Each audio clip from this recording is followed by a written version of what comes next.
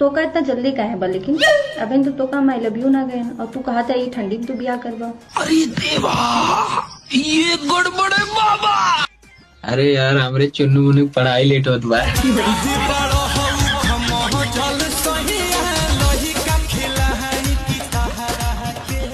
इतना जल्दी यो कुछ सोच लिया का जब बियाह करा तो चुन्नू मुन्नू नहीं है का?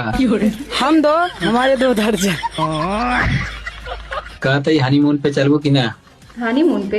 हाँ ठीक बकाए ना चलब तो कितना चलबा, लेकिन टेम्पू से। अबे साले टेम्पू से?